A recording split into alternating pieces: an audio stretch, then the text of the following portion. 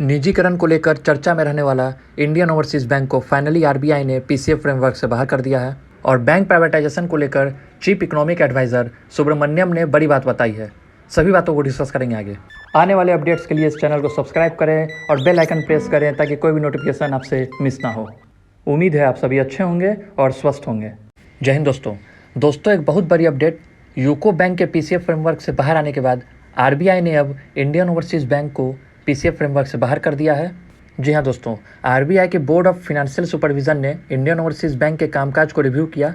31 मार्च 2021 को जारी नतीजे के मुताबिक आरबीआई ने पाया कि इंडियन ओवरसीज बैंक ने किसी भी पीसीएफ पैरामीटर का उल्लंघन नहीं किया है। हालांकि इंडियन ओवरसीज बैंक ने आरबीआई से लिखित में कहा है कि वह आगे भी minimum regulatory capital, net NPA और लेवरेज रेशियो के नॉर्म्स का पालन करेगा और इन्हीं सब कारणों से आरबीआई ने आईओबी को पीसीएफ फ्रेमवर्क से बाहर कर दिया। और अब UCO bank Indian overseas bank के पीसीएफ फ्रेमवर्क से बाहर आ जाने के बाद सिर्फ सेंट्रल बैंक ऑफ इंडिया ही है जो पीसीएफ फ्रेमवर्क में अब तक बना हुआ है। लेकिन संभावना यही है कि RBI central bank of India के नतीजों को भी देखकर रिव्यू करके उसे भी पीसीएफ फ्रेमवर्क से बाहर कर सकती है। तो क्या अब ये माना जाए कि पीसीएफ फ्रेमवर्क से बाहर आ जाने के बाद इंडियन ओवरसीज बैंक प्राइवेटाइजेशन के लिए आगे बढ़ेगा या फिर सरकार अपनी हिस्सेदारी इसमें बनाए रखेगी? ये तो आने वाला समय ही बताएगा। बढ़ते हैं दूसरी खबर की ओर। दोस्तों, जैसा कि मैंने पिछले वीडियो में बताया था, सरकार ने आरबीआई के साथ बैंक प्राइवेटाइजेशन के प्रोसेस को लेकर बातचीत शुरू कर दी है और अब निजीकरण को लेकर एक बड़ी खबर सामने आ रही है। चीफ इकोनॉमिक एडवाइज़र के सुब्रमण्यम ने कहा है कि पार्लियामेंट के विंटर सेशन में प्राइवेटाइजेशन को लेकर अमेंडमेंट बिल लाया जा सकता है।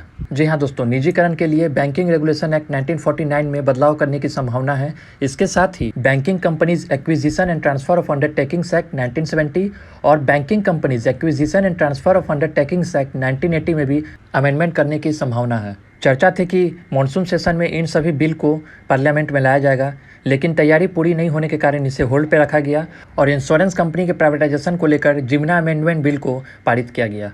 तो दोस्तों, अब यह देखना होगा कि सरकार की तरफ से इन सभी बिल को पार्लियामेंट में लाया जाता है या नहीं। अगर लाया जाता है तो क्या इस पर डिस्कशन होगा पक्ष विपक्ष की तरफ से या फिर हो हल्ला में ही यह बिल पास हो जाएगा?